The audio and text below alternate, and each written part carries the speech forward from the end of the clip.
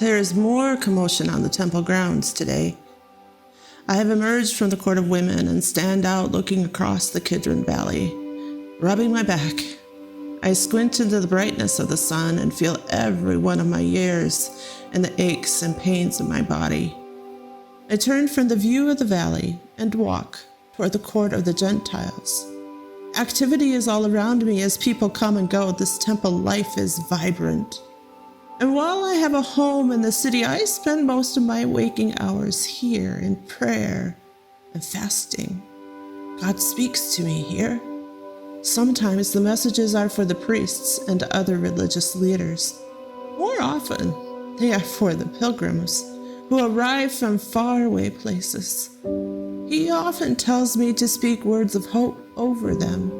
He directs my prayers for their needs, sometimes even for their healing. I look out across the court of the Gentiles and watch pilgrims of all kinds stop to exchange their Roman coins for Jewish currency. Then they will buy the animals needed to make the appropriate offerings in the temple. I've watched this scene many times through the years, the desperation of the poor alongside the confidence of the wealthy, the young and the old mixing with the locals and foreigners. It is quite a scene.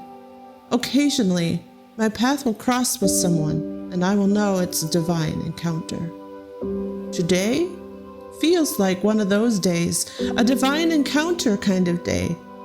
I survey the crowd, waiting for God to show me where to go, and then I see them, a husband and his wife, a small child in her arms.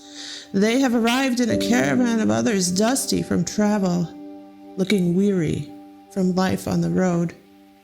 Yet they smile at each other and at the baby. Suddenly, I hear the voice of the Lord telling me that I am seeing no ordinary babe. He opens my understanding, and I know I am now part of a holy moment, about to intersect with the divine in the flesh.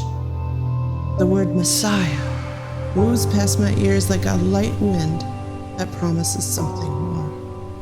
I begin to move in their direction, but Simeon arrives first. A fellow servant of the Lord, Simeon devotes his time to God here in the temple courts as I do. Together, we have anticipated the coming of a Savior and long to see it in our lifetimes. As he speaks to them, he receives the child from the mother's arms. A small crowd is beginning to gather. His voice fades on the wind before it reaches my ears, but I don't have to hear him to know what he is saying, to know who he is holding. As I reach the edge of the circle, I can see the tears on Simeon's cheeks and the wonder on the faces of these young parents. This is a moment like none other. I can hear a godly language in my head that I'm sure is meant only for me, and I let it come because I know God is speaking, and I understand what he is saying. As I look at the child in Simeon's arms, I know I am actually looking at the face of God in the flesh. I hear his parents say his name, Jesus, the one who saves. And with that, I step into the circle where everyone turns to me out of reverence, and I begin to speak the words